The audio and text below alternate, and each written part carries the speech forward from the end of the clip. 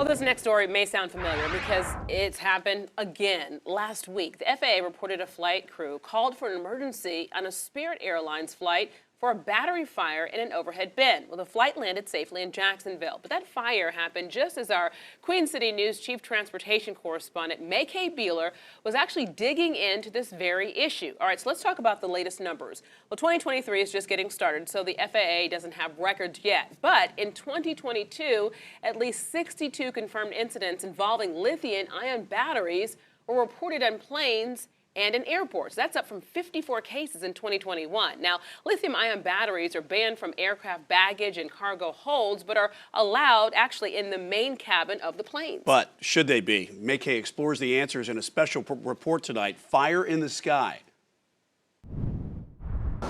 What's in your carry-on bag?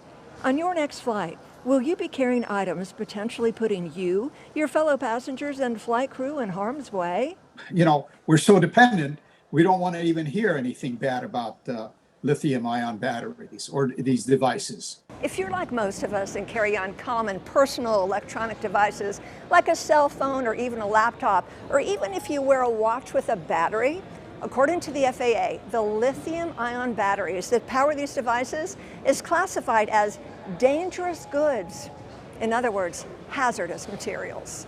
That's because in certain circumstances, lithium-ion batteries can rapidly produce intense flame-spreading heat, erupting in fire that is resistant to conventional firefighting techniques. While lithium-ion batteries are required to undergo safety testing, the FAA reports all of these batteries, yes, all, are capable of overheating and undergoing a process called thermal runaway. Thermal runaway can occur without warning as a result of various factors, including if the battery is damaged, overheated, overcharged, or improperly packed. Thermal runaway can even occur on its own due to defects.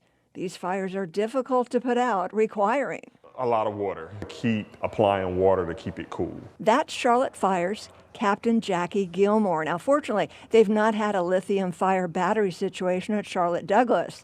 The most recent regional incident with a battery happened in February of 2022 when an American Airlines flight heading to Charlotte Douglas International had to land in Greensboro because of an odor in the cabin. The airline said that a lithium-ion battery stowed in a carry-on may have been the source of the odor.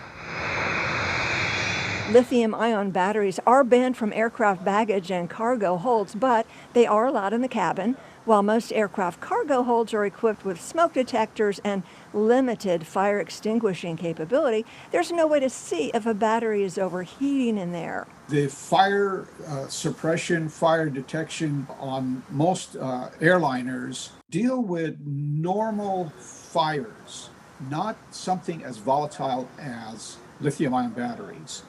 When those things run away, especially in a huge amount, there's really nothing you can do other than just let it burn itself out. Sadly, that would also mean it'll destroy the aircraft. In the cabin, someone will likely notice their device is hot to the touch, may smell odd, notice a slight bulging or smoke. Swift recognition and immediate action to put the fire out and cool the intense heat to prevent reignition are a must-do.